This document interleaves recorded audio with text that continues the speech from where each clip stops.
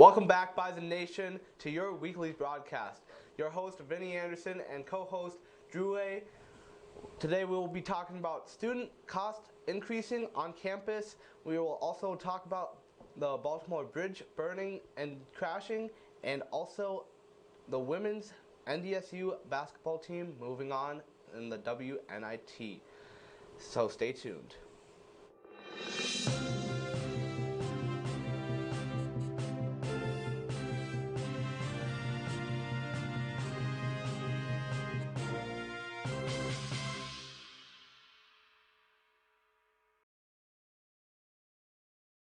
To you is from our very own studio. Recently, our members have been working countless hours of their time because they are working on their very own podcasts. Join Logan and her friend as they talk about life and their experiences on Diverseverse, now on Spotify and Apple Music. Also, another podcast in the works is Bison Talk by Henry Raddock, our weatherman, featuring our very own bin members, so make sure you keep an eye out for that in the next couple weeks. Another thing that you can keep an eye out for is NDSU's 4-H preparation program. NDSU is unveiling a new program to give students a leg up called Next Chapter. This program will be giving youth in North Dakota tools and resources that they need to chase higher education and career goals. Students 8th through 12th grade are welcome to participate in this program.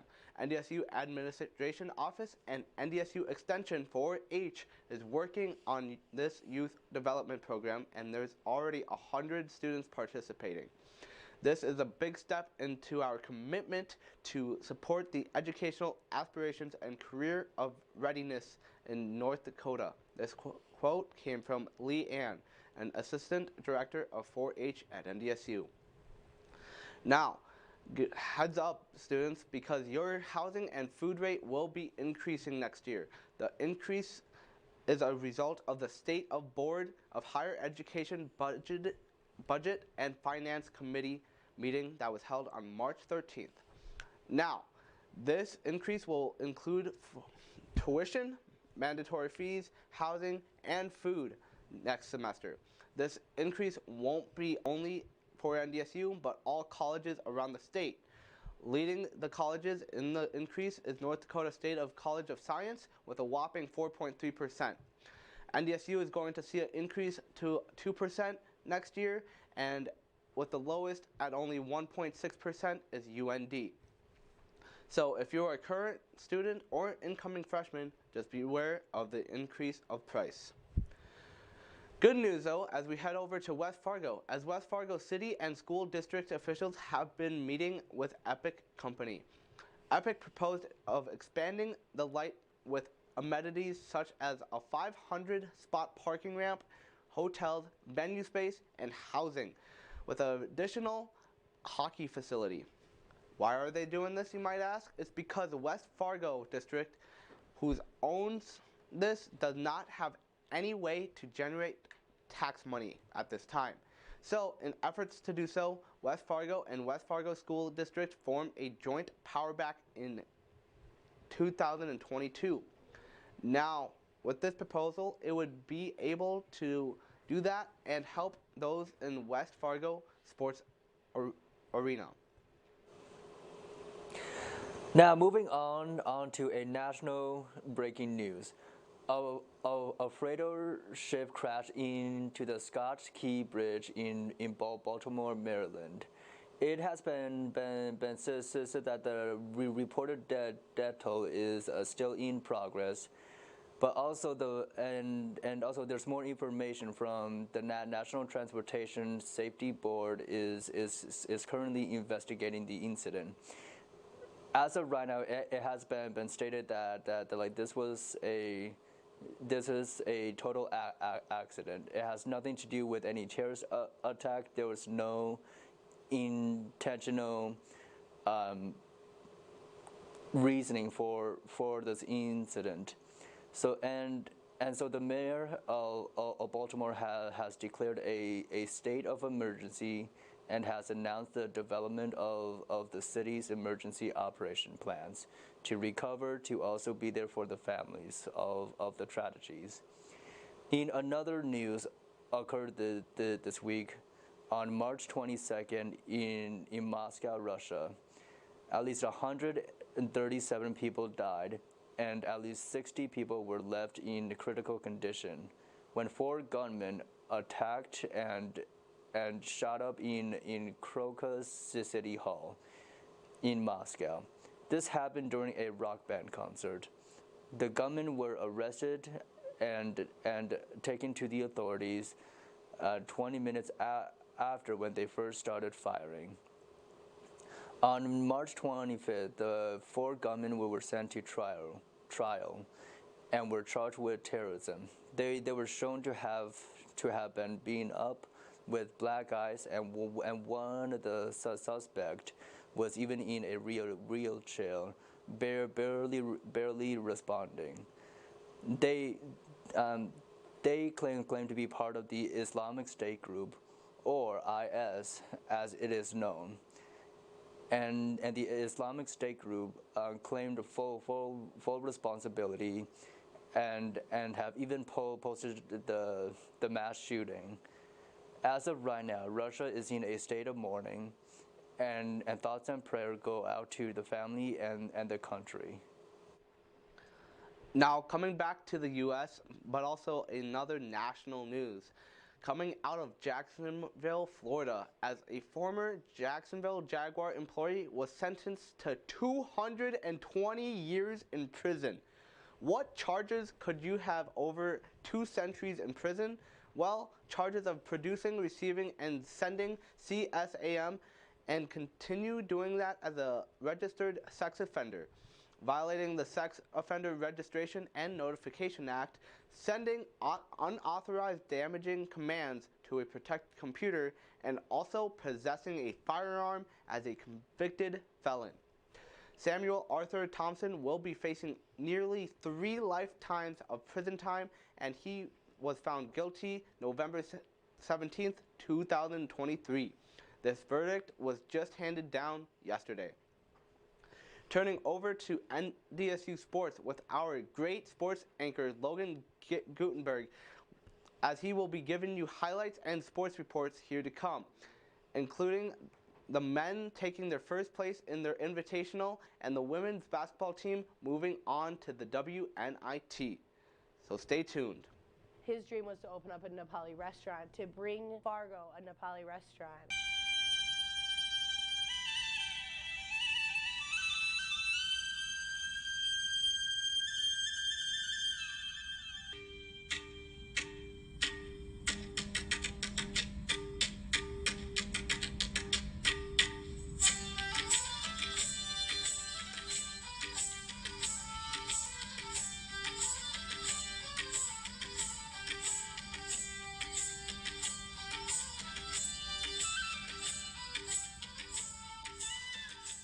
My name is Brett Hadaway Pokral, and I'm the owner. Yeah, so we have of course quite a few friends from Nepal, and one of our friends is an amazing photographer that goes to NDSU. And when he was in Nepal, we're like, hey, if you want to take some great photos for us, we'd love to use them for this restaurant. So a big majority of these photos are from him. Every single thing on this menu has a vegan option and a regular option and a vegetarian. The only thing I think is the masala tea. We just haven't made that yet, but we will soon. We make pasta here in-house. We make a traditional Nepalese pasta, which I love to make we make it daily, so it's just so much fun to make it and then eat it fresh right off the boil, and so, yeah. Yo. That bite just kind of took me right back into my happy place. Pork belly chow mein. The pork is cooked to perfection. Momos and more, bro. I want more. That's what I want. Catch more of the review on the YouTube channel, episode 8, Momos and More. I'll see you then. Bye. My name is Becky Parker, and I'm a news anchor at WDAY-TV. I graduated from NDSU in 2010 with a degree in journalism, broadcasting, and mass communication technologies, and then I had an emphasis on broadcasting. Principles of broadcast production and advanced broadcast production. Those were favorites because they were the most relevant for career experience. You're calling people for interviews, you're writing an article. It doesn't just feel like an assignment, it's like actually doing it. I was the news director for the first full semester of the Bison Information Network. The BIN advisor here was very much invested in me to actually have a career in broadcasting. He helped me get my internship and my first job. The people in NDSU's Department of Communication are really interested and helpful in getting students the connections that they need in order to get a job beyond school.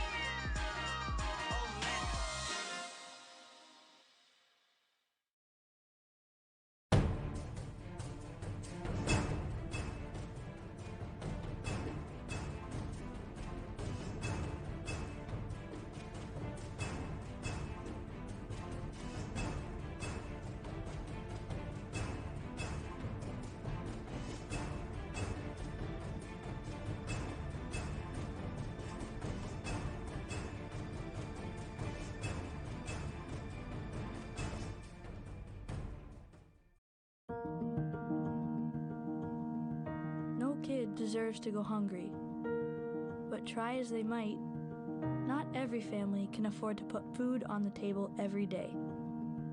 That's why the Great Plains Food Bank and their partner agencies work every day to bring food to our hungry neighbors. Every dollar donated can provide 4 meals for those in need. Go to greatplainsfoodbank.org and donate today so no kid in North Dakota ever has to go hungry.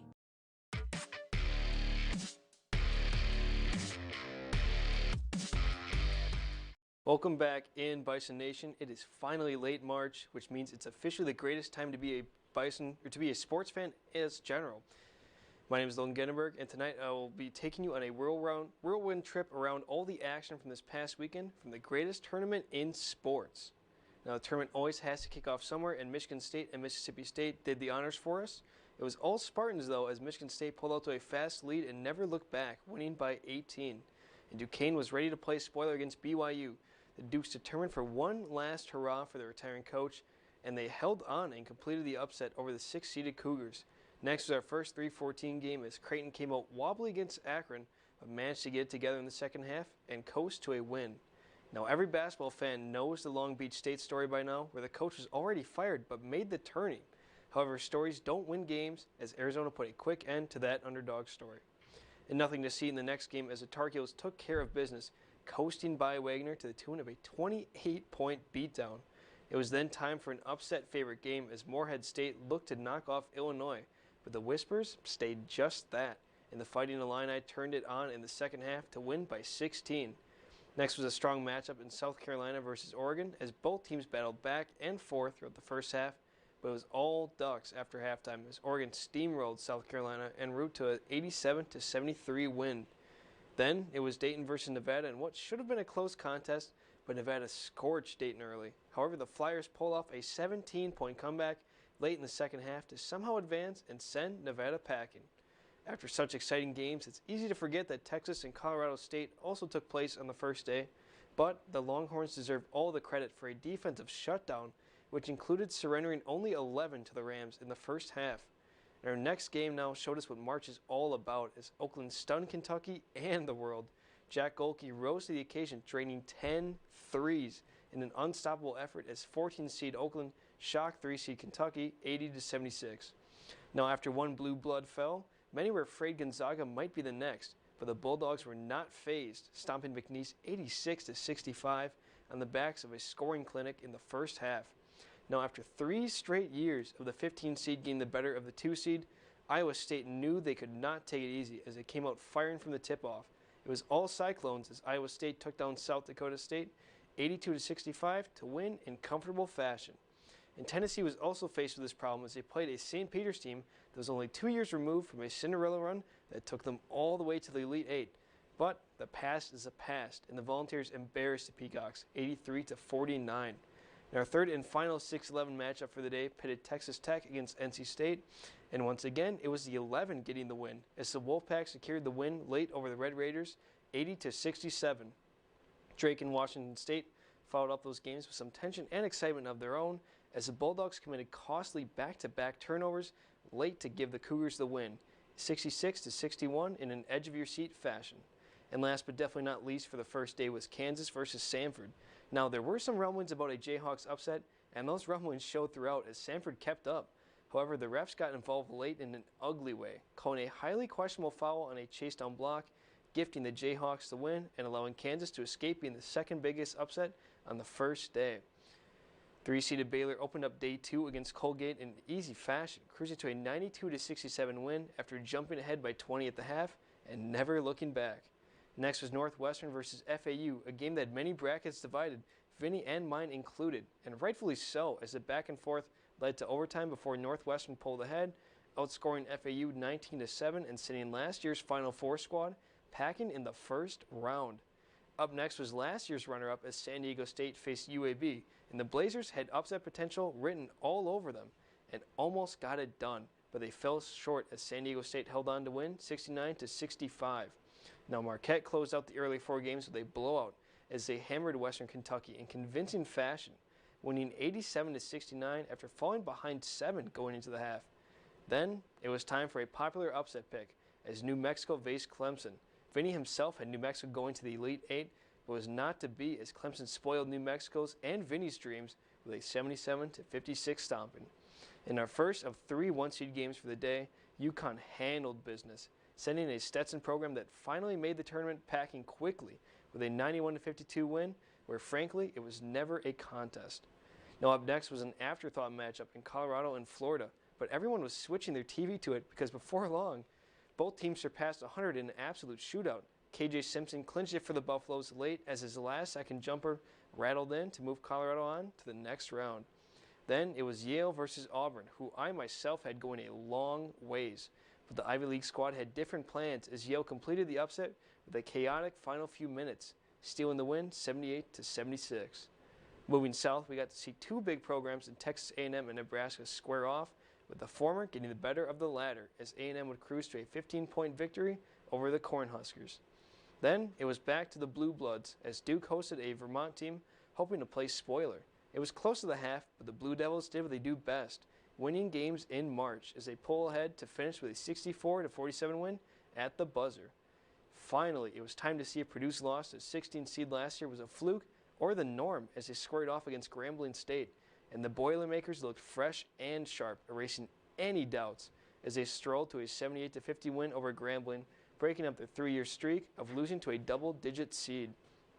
Alabama versus Charleston was circled on many brackets as a game to watch, but it quickly turned into a scoring frenzy, with both teams putting up a combined 120 points in the second half alone.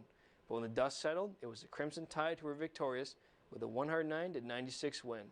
And in the final 1-seed game for the day, Houston welcomed Longwood and used them as a get-right game after their heartbreaking conference championship loss. It was all Houston start to finish, with the final score being 86-46. Now on deck was another widely rumored upset with James Madison taking on Wisconsin, and the Dukes gave the Badgers all they could handle, pulling out the rug with a 72-61 upset and sending Bucking Crew packing. Now with Purdue moving on, 2 teams would fight for the right to unseat Edey and the Boilermakers. While TCU hung in it at the start, Utah State pulled away in the second half and closed it out to win 88-72, moving on to challenge the 1 seed. And our last game of the second day saw 2 lesser-known schools duking it out, with Grand Canyon challenging St. Mary's, and it was the lower-seeded Lopes who would pull it off, as Grand Canyon pulled off the 9-point upset to give the university its first March Madness win. After shrinking the field in half, the third day would lead off, though, with Arizona hosting a Dayton team who lucked their way into the win, but the luck ran out for the Flyers, as Arizona held on late to win 78-68. Up next was a battle of the heavyweights, with Gonzaga squaring off versus Kansas, but it wouldn't even be close, as Gonzaga came firing out of the half to fly ahead to a 21-point win over the Jayhawks and make those Samford fans feel just a little bit better. Now our lone 1-seed matchup saw Michigan State challenge North Carolina, but they would be unsuccessful as the Tar Heels cruised past the Spartans en route to an 85-69 victory. We then move over to a battle of the states as Iowa State welcomes in Washington State. Both teams went back and forth, with it being an even tie at the half, but the second half went to the Cyclones, who closed it out with a strong run to get themselves an 11-point win. Now the game of the day heading in had to be the two Cinderellas, as NC State and Oakland were both red hot after stunning their past opponents, and the hype certainly delivered, as the game needed overtime to decide a winner, before NC State finally came out on top with a scoring run, winning 79-73 and ending the tale of Jack Golke.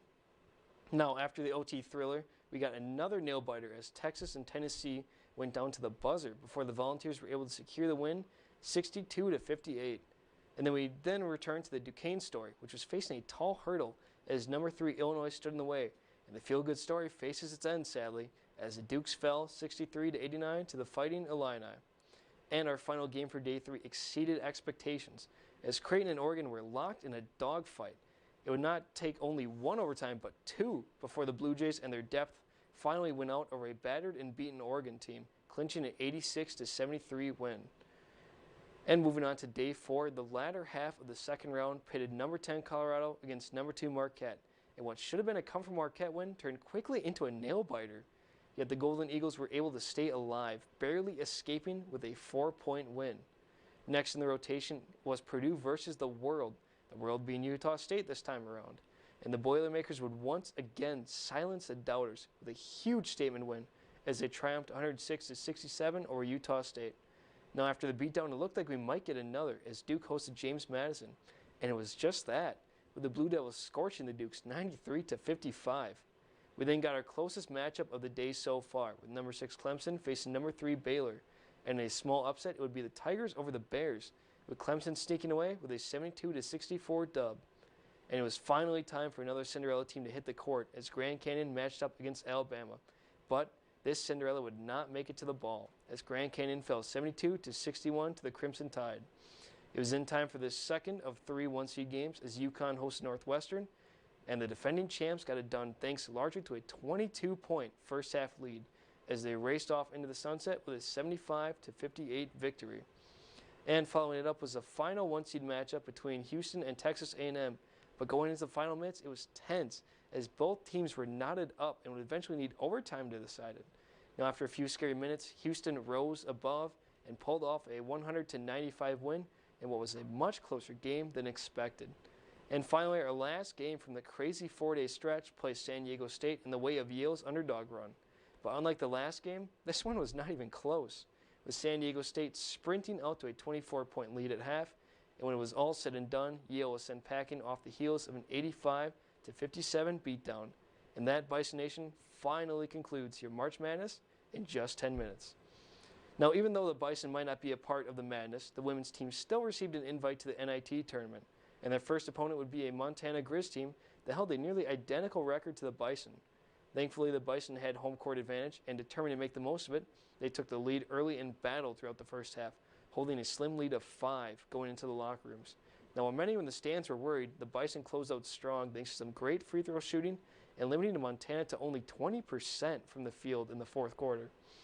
Al Evans was back at her normal spot atop the stat sheet with 17 points and 4 rebounds, while going 3 for 4 from 3, and Abby Draper also shouldered the load, scoring 18 to go alongside her 7 boards to help Elle in the effort. Now, after having to wait and watch, the Bison finally know who their opponent will be. They will be headed to Minneapolis to face a Minnesota squad fresh off beating Pacific. The game will tip off this Friday at 7. It can be watched on Big Ten Plus or listened to live on Bison 1660. Now heading to the spring sports, we start with baseball, where after a rough start to the season, the Bison were looking to continue their momentum from winning 2 out of 3 against Omaha. Now their first test would come against Nebraska, whom they fell short to in a defensive battle 1-3. They would then travel south to take on Oral Roberts in a weekend series, where they would drop the first 3-7, but take the next 2 both by scoring 8 runs in each, with the final scores being 8-5 and 8-6 respectively. Now NDC will face its next conference test this weekend as it heads north to St. Paul to face St. Thomas. The 2 teams will face each other this Thursday at 3, Friday at 1, and Saturday at 1 as well. Now flipping over to the other team on the diamond, the softball team was the complete opposite of the baseball team, as they started off well, but they have struggled as of late. Now the struggles continued this past weekend as NDC dropped all 3 games to Omaha, with the first only taking 5 innings in an embarrassing 3-11 loss, and the next 2, not much better, with 1-2 and 0-7 losses following it up. Now, the women will get a chance for redemption and to stop a 1-6 losing skid as they head home this weekend to host St. Thomas. The first games will be played in a doubleheader this Friday at noon and 2, with the third game coming Saturday at 11 a.m. All 3 games will be held at Thurlton Park, so come on out and cheer on your Bison. But if you are unable to for any reason, you can tune in on WDAY Extra or listen live on Bison 1660. Now, after a 2-week break, the men's golf team was back on the green, this time in San Diego, and they would dominate the event, taking first out of the 17 teams of the event, and the Bison clutched the tourney on the last day, scoring a tournament best round of 8 under par as a team. Leading the charge was Jack Johnson, who took first in the entire event with his 8 under par score. Following his efforts was Ian Simonik with 1 under par and Nate Adams with 1 over par score, earning them 6th and a tie for 7th respectively. Now, after yet another first place showing, the Bison will have a few weeks off before competing in the Highland Meadows Intercollegiate. That meet will run from April 15th to the 16th, and we wish the best of luck to the men in continuing their winning ways this season. Well, that is all I have for the greatest weekend in sports, a packed one nonetheless, but we love March Madness. Now, while March Madness means that spring is upon us, it sure hasn't felt like that as of late. Henry, can we expect a positive change in the weather, or are we still in possible snow day territory here in late March?